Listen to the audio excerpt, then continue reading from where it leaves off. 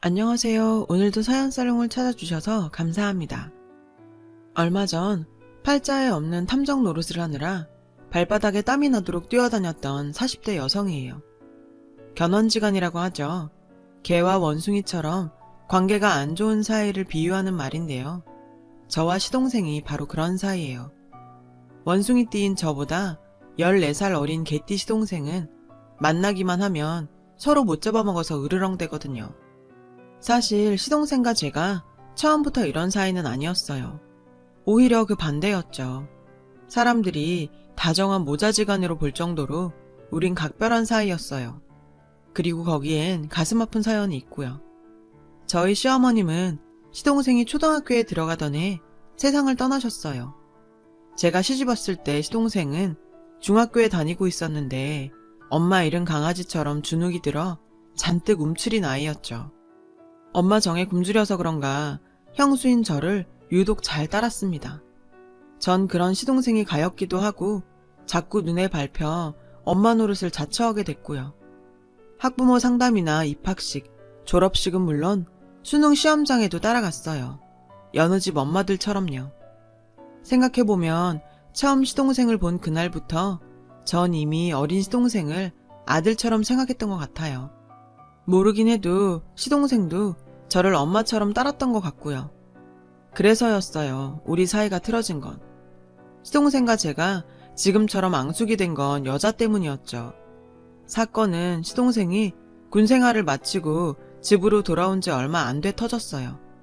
복학 준비를 하느라 바쁘게 다니는 줄 알았는데 그게 아니었더라고요.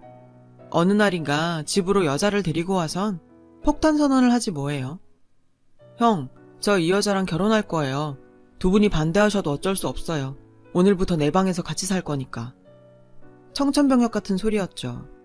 아들처럼 정성 들여 키운 시동생이 제대하자마자 결혼하겠다며 집에 여자를 데려왔는데 왜 안 그렇겠어요. 좋아요. 거기까진 100번 양보한다 쳐요. 근데 데려온 여자가 어지간했어야죠. 손톱만큼이라도 상식적인 사람이었다면 그렇게까지 반대하지는 않았을 거예요. 이건 뭐 가정교육을 받긴 했는지 의심스러울 정도로 엉망이었죠. 부모가 어떤 사람인지 궁금할 정도로요. 술집 작부 같은 옷차림에 담배를 얼마나 피워댔는지 몸에서는 담배 쩔은 냄새가 진동했어요. 게다가 어떻게 된 게 어른을 보고도 인사 한 번을 안 해요. 그냥 빤히 쳐다보고는 그게 끝이에요. 거기다 밥상머리에선 더 가관이었어요. 어른이 수저를 들기도 전에 자기가 먼저 젓가락 들고 지 입에 맞는 반찬을 죄다 지 앞에 끌어다 놓고 먹질 않나. 식탁 의자 위에 무릎을 세우고 앉아서는 휴대폰 들고 SNS를 하면서 지 입에 물고 있던 젓가락으로 반찬을 뒤적거려요. 아, 정말 같이 밥을 먹다 보면 밥맛이 뚝 떨어진다니까요. 하도 얄미워서 설거지 좀 하라고 했더니 뭐라는지 아세요? 식구땡 해야 돼서 안 되겠대요. 그리고는 제 남편한테 가서 담배 한 가지 달라고 그러는 거 있죠. 아, 다시 생각해도 혈압이 오르네요. 근데 이런 건 다 이해한다 쳐요. 살아온 환경이 달라서 그렇겠거니 쟤도 올바른 가정에서 제대로 교육받았으면 저렇게는 안 됐을 거다. 가엾게 생각하고 참으면 되니까요. 그런데 정말 용서할 수 없는 건 제 시동생을 지 지갑처럼 생각한다는 거예요. 지 필요할 때만 열고 쓰는 지갑이요. 안 그래도 한창 엄마 손길이 필요할 때 엄마 사랑 못 받고 자란 것도 불쌍해 죽겠는데 하필 이런 여자를 만나서 평생 외롭게 살 걸 생각하니 도저히 가만히 있을 수가 없더라고요. 그래서 두 팔 걷어붙이고 결사 반대를 했죠. 내가 나쁜 년 되더라도 내 시동생은 내가 구한다는 심정으로요. 난 이 결혼 절대 반대예요. 그러니까 도련님의 마음 접어요. 아니, 하고 많은 사람 중에 왜 하필 저런 여자예요? 지금은 눈에 콩깍지가 씌어서 그런 거지 그거 떨어지고 나면 분명히 후회한다고요. 이봐 아가씨, 미안하지만 돌아가줘요. 솔직히 그쪽 우리 도련님 사랑하는 것도 아니잖아. 안 그래요? 그러니까 이쯤에서 그만하고 돌아가줘요. 그래도 전 최대한 정중하게 나가달라 얘기를 했어요. 근데 그랬더니 형수님 정말 왜 이래요? 이 사람 제가 여기 오자 그랬어요. 제 손님이라고요. 근데 왜 형수님이 오라가라 해요? 그리고 저요 애 아니에요. 제 결혼은 제가 알아서 할 나이라고요. 처음이었어요. 시동생이 저한테 화를 낸 건. 하지만 쉽게 물러설 수는 없었죠. 내가 오죽하면 이러겠어요. 결혼이요? 해야죠. 근데 적어도 결혼 상대는 제대로 골라야 된다고요. 내가 남의 집 가정교육에 이러쿵저러쿵 할 일은 아니지만 그래도 최소한 이건 아니죠. 어떻게 결혼하겠다고 온 사람 행동이 저래요? 식구땡이요? 나 참 기가 막혀서. 도련님, 정신 좀 차려요. 그러자 여자가 벌떡 일어나 시동생을 밀치며 화를 내더군요. 야, 내가 너 좋다고 쫓아다녔냐? 내가 너한테 결혼하자고 졸랐냐고. 근데 내가 왜 이딴 소리를 들어야 돼? 내가 왜 저딴 아줌마한테 우리 집 가정교육 소리를 들어야 되냐고. 아, 됐어. 암튼 짜증나니까 돈이나 내놔. 난 이런 집구석에 못 사니까. 모텔이라도 잡게 돈 내놓으라고. 이건 뭐 적반하장도 정도가 있지 도저히 말이 안 통하는 애더라고요. 그래서 참다 못해 제가 한 소리 했죠. 이봐 아가씨, 지금 누구더러 돈을 내놓으래? 그쪽 잘 모텔은 그쪽 돈으로 구해. 이건 뭐 양아치도 아니고 삥 뜯는 거야? 뭐야? 아니, 지 행동은 저러고 다니면서 가정교육 탓하는 건 듣기 싫은가 보지? 경찰 부르기 전에 당신 이 집에서 나가. 당장 나가라고! 여자는 절 노려보더니 방에서 짐가방을 들고 나왔어요. 그 모습에 시동생은 전전긍긍하며 여자의 손목을 잡아 세웠죠. 그리고는 절 향해 핏대를 세우더라고요. 형수가 뭔데 이래요? 내 인생 내가 살겠다는데 형수가 왜 나서서 난리냐고. 나 이제 성인이에요. 형이나 형수 동의 없이 결혼할 수 있는 나이라고요. 그러니까 제발 내 인생에 신경 끄고 형수 인생이나 사세요. 제 인생은 제가 알아서 한다고요. 순간 저는 남편의 손을 잡았어요. 남편이 시동생의 뺨을 치려 손을 드는 게 보였거든요. 생각 같아선 저 역시 매를 들어서라도 정신 차리게 하고 싶었지만 그랬다간 정말 돌이킬 수 없을 것 같아 참았어요. 적어도 남편만큼은 시동생과 등을 져선 안 되니까요. 악역은 저로 충분하니까요. 머리 검은 짐승은 거두는 게 아니라고 내 자식보다 애지중지 키운 시동생한테 이런 소리를 듣고 나니 가슴이 미어졌죠. 내가 이 꼴을 보려고 그동안 유난을 떨며 저걸 키웠나 싶더라고요. 믿었던 도끼에 발등을 찍혀도 이렇게 아프진 않을 것 같았어요. 그래서 결국 저는 짐가방을 쌌어요. 당신 똑똑히 들어. 나 이제 당신 동생이랑 같이 안 살아. 그러니까 당신이 결정해. 난지 아니면 당신 동생인지. 애 데리고 친정 가 있을 테니까 결정되면 그때 연락해. 그날 전 아이를 데리고 친정으로 갔어요. 그리고 한 일주일쯤 지났을까? 남편이 절 찾아왔더라고요. 시동생한테 월세집 보증금 쪼로 3천만 원 쥐어주고 여자랑 내보냈다고요. 이번 일은 다 자기 탓이라며 자기가 동생한테 신경 못 써서 생긴 일이라고 자기가 잘못했다고요. 그리곤 지금까지 제가 자기 동생을 어떻게 키웠는지 알기에 제 마음을 100번 이해한다더군요. 그렇지만 자기 동생을 너무 미워하지는 말아달라고 울먹이더라고요. 그런 남편을 보니 가슴이 먹먹해졌어요. 결혼 후 얼마 안 돼 갑자기 시아버님이 돌아가시고 준비 없이 집안에 가장이 된 남편은 그동안 가장의 무게를 어깨에 짊어지고 맘고생이 많았거든요. 근데 결국 저와 시동생이 불화를 일으켜 이런 상황까지 치다르니 중간에서 정말 힘들었을 거예요. 저도 그 마음 모르는 바 아니죠. 그래서 이번 일은 여기서 끝내고 더 이상 왈가왈부하지 않기로 했어요. 그날 이후 시동생 보는 건 1년에 딱 2번 시부모님 제사 때뿐이었어요. 여자는 오지 않고 늘 시동생 혼자 왔죠. 저도 그 편이 낫다고 생각했고요. 괜히 와봐야 얼굴 붉히기밖에 더 하겠어요. 시동생은 날이 갈수록 몸이 야유어 갔죠. 휴학하고 배달 일을 한다더군요. 몸은 고되지만 움직이는 만큼 돈을 벌 수 있어서 자긴 그게 좋다나요? 좋기는 개뿔. 몸은 황태처럼 말라가지고는 저와는 여전히 냉랭한 상태였어요. 아니, 오히려 그 이상이었죠. 평생 말대꾸 한 번 없던 시동생이 제 말에 툭툭 시비를 걸더라고요. 그뿐인 줄 아세요? 안 하던 반찬 투정까지 하는 거예요. 음식이 짜니 싱겁니 아주 웃겨서 정말. 그래서 저도 지지 않으려고 비아냥댔죠. 큰 소리 떵떵 치고 나가더니 사흘에 피죽 한 그릇 못 얻어먹고 사나봐요. 그리고 보증금은 언제 돌려줄 거예요? 돈 3천, 작은 돈 아니에요. 뭘 모르는 것 같아 한마디 하겠는데요. 결혼은요, 나이 찼다고 하는 게 아니라 제 힘으로 가정 꾸리고 이끌 능력이 생겼을 때 하는 거예요. 뭘 알지도 못하면서 큰 소리는? 그렇게 마음에도 없는 소리를 하면서 서로의 가슴을 후벼 팠어요. 3년 동안. 그런데 재작년 아버님 제사를 끝으로 더 이상 시동생이 오질 않는 거예요. 남편이 시동생한테 전화를 걸어봐도 시도만 갈 뿐 연결이 안 됐죠. 전의 일로 단단히 삐쳤나 했는데 그러던 어느 날이었어요. 평소 술 한 잔도 못하는 남편이 술이 떡이 돼서 들어왔더라고요. 여보, 회사에서 무슨 일 있었어? 말해봐, 무슨 일인데? 전 혹시 회사 일 때문인가 싶어 물었어요. 그런데 여보, 어쩌냐? 우리 재석이. 급성 백혈병이래. 그 불쌍한 놈이 형인 나보다 먼저 죽게 생겼다고. 순간 세상이 멈춘 것 같았어요. 그땐 정말 아무 생각도 할 수 없었어요. 남편 말이 거짓말이길 바랬죠. 확실해? 제대로 알아본 거 맞아? 정말 백혈병이래? 정말 얼마 못 산다고 그러더냐고. 의사가 그러더냐고. 전 남편의 축 늘어진 어깨를 흔들며 소리쳤어요. 믿을 수 없었거든요. 어떻게 그 멀쩡하던 사람이 갑자기 그렇게 돼요? 멜로 영화에서 여주인공 죽일 때나 쓰던 그 병을 왜요? 20대 건장한 제 시동생이 왜 걸리냐고요. 남편은 제 손을 뿌리치곤 방으로 들어가 버렸어요.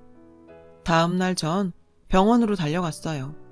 주치의를 만나 시동생 상태를 물어봤더니 급성 골수성 백혈병이라고 하더군요. 상태가 심각해서 장담하기 힘들다고요. 시동생은 무균실에 격리돼 있었어요.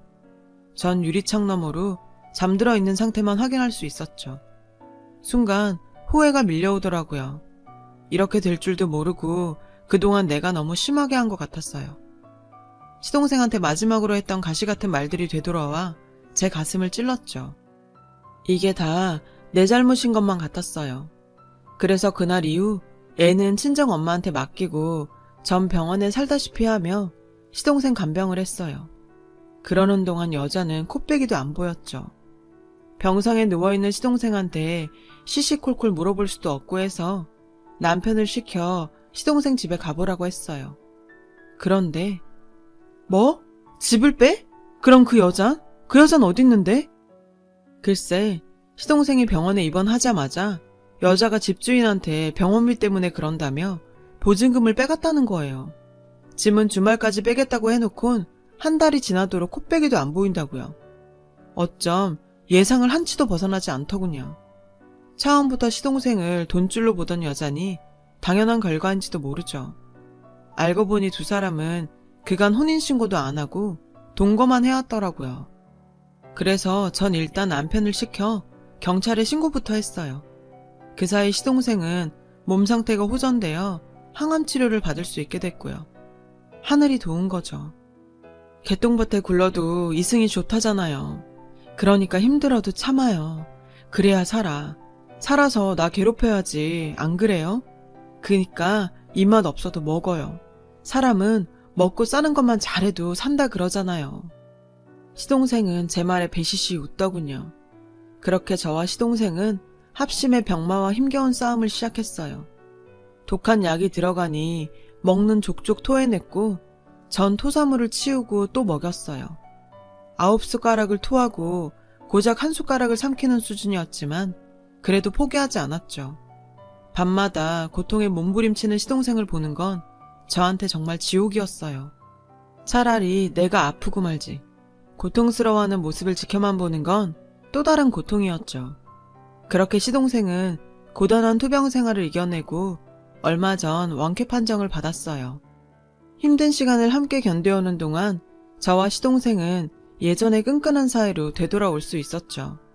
그렇게 모든 게 제자리로 돌아가는 듯 했던 그때 놀라운 사실을 접하게 됐어요. 방송국이라고요? 네? 1억이요? 저희한테 후원금을 주셨다니 그게 무슨 소리예요? 저희는 받은 적이 없어요. 후원금이고 나발이고 받은 적 없다고요. 도대체 뭔 소리를 하는 거야? 말인즉슨 시동생의 투병 사연을 라디오 방송에 내보냈고 청취자들이 시동생을 위해 후원금을 모아 보냈다는 거예요. 무려 1억이나요.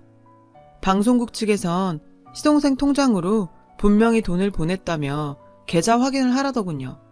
확인해보니 정말 1억이 들어왔더라고요. 바로 빠져나갔지만.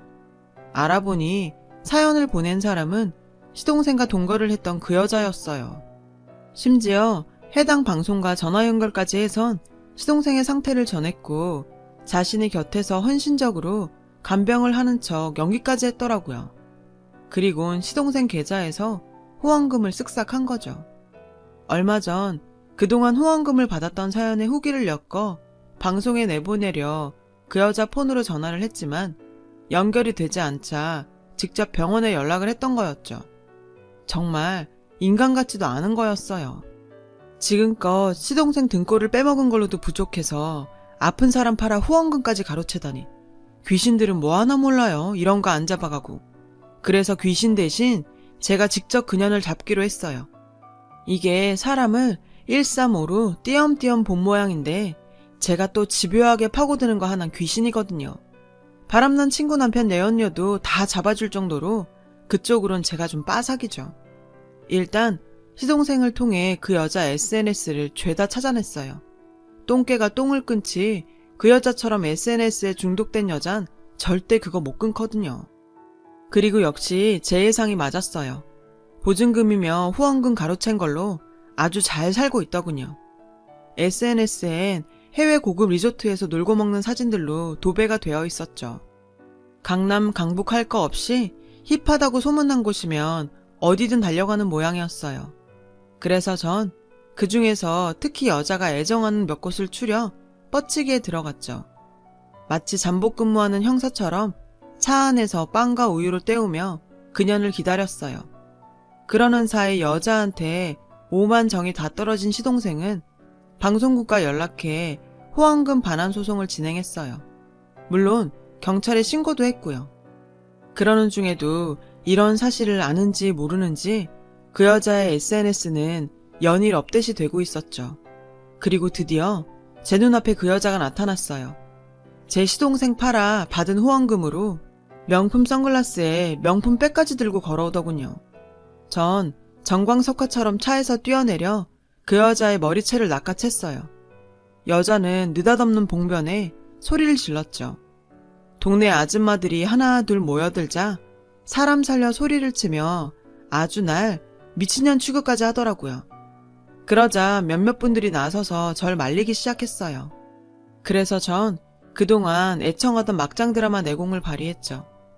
내 남편이랑 붙어먹고 네가 멀쩡할 줄 알았냐? 어디서 상간녀 주제에 살려달라 큰 소리야. 그 순간 말로 하지 왜 폭력을 쓰냐며 뜯어말리던 아주머니들의 눈빛이 싸늘하게 변해버렸어요. 그리곤 절 잡았던 손을 놓으시더군요. 여자는 거짓말이라고 항변했지만 이미 제 쪽으로 돌아선 아주머니들은 여자의 말을 믿으려 하지 않았어요. 오히려 쌍욕을 퍼부어 주셨죠. 당연하죠.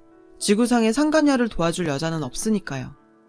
전 그 여자를 끌고 차에 태웠어요. 그리곤 차 문을 걸었죠.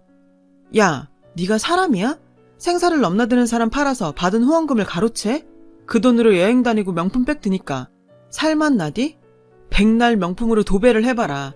너 같은 막장 인생이 하루아침에 변하나. 넌 온몸에 금칠을 해도 싸구려티 절대 못 벗어. 왠 줄 알아? 네 인생 자체가 싸구려니까. 뭐래 이 늘다리 아줌마가. 이거 놔. 경찰 부르기 전에 놓으라고. 막말로 내가 그쪽 돈 빼간 것도 아니고 내가 써서 보낸 걸로 타낸 돈인데 뭐가 문제야? 별 볼 일 없는 그딴 인간이랑 살아준 위자료라고 치면 될 것 가지고 왜 쫓아와서 지랄이냐고. 재수없어 정말. 뚫린 입이라고 말은 잘하더군요. 위자료 같은 소리하고 자빠졌네. 너 같은 걸 시골 티켓다방에서 1,000만 원이나 주고 빼준 사람한테 뭐? 위자료? 위자료는 네가 내야지. 마음 여린 군발이 꼬셔서 시궁창에서 발 뺐으면 남은 인생은 제대로 살 생각을 했어야지. 그지 같은 네 인생 불쌍해서 걷어준 사람한테 은혜는 못 갚을 망정 뒤통수를 쳐? 그러고도 네가 사람이야? 네가 내 시동생한테 그랬다며? 니네 엄마가 너나타가 죽어서 동양전 먹고 자랐다고. 아주 불쌍한 척은 오지게 했더라. 근데 죽었다던 네 엄마가 환생이라도 했니? 네 SNS에 댓글까지 달았던데? 두 눈 시퍼렇게 뜨고 살아있는 엄마도 죽이고 지 인생 구원해준 남자도 팔아먹고 넌 정말 뭐가 되려고 이러니? 암튼 네 자력으론 도저히 갱생이 안 될 것 같아서 내가 공권력의 힘으로 교화시켜주려고 하니까 감사하게 생각해라. 그리고 네가 들고 튄 보증금 3천만 원 그거 내 남편 돈이거든? 그래서 남편이 너 절도죄로 신고했어. 그리고 방송국에서 받은 후원금 말이야. 시동생이 방송국이랑 합심해서 반환 소송 냈다니까 그 돈도 물어줘야 할 거야. 몇 년간은 바깥 공기 못 쓸 테니까 지금 쉼호흡 실컷 해둬. 알았어?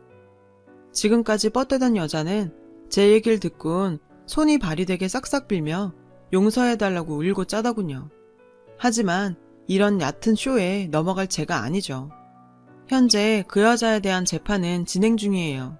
그 사이 거의 대부분의 돈을 유흥비로 탕진해서 후원금을 돌려받긴 힘들 것 같더군요. 아, 제 남편이 줬던 보증금이요. 그건 제가 그 여자네 부모 찾아가서 일부 받아냈어요. 나머지 천은 분할해서 갚겠다더군요. 자기 자식이 벌인 짓이니 갚겠다고요. 시동생은 다시 복학을 준비 중이에요. 1년의 사건으로 이젠 제 말이라면 죽는 신용까지 하는 착한 시동생이 됐죠. 전 정신 차린 아들내미 받아들이는 심정으로 시동생을 다시 품기로 했고요. 아휴, 남편도 시동생도 아들 둘 더 뒀다 생각하고 행복하게 살아보렵니다. 지금까지 다사다난했던 저희 가족의 인생 스토리를 들어주셔서 감사드려요. 들어주신 모든 분들 항상 건강하세요. 여러분, 사연 댓글에 응원과 현명한 조언 부탁드려요. 좋아요와 구독은 저에게 큰 힘이 됩니다. 오늘도 좋은 일 가득하세요.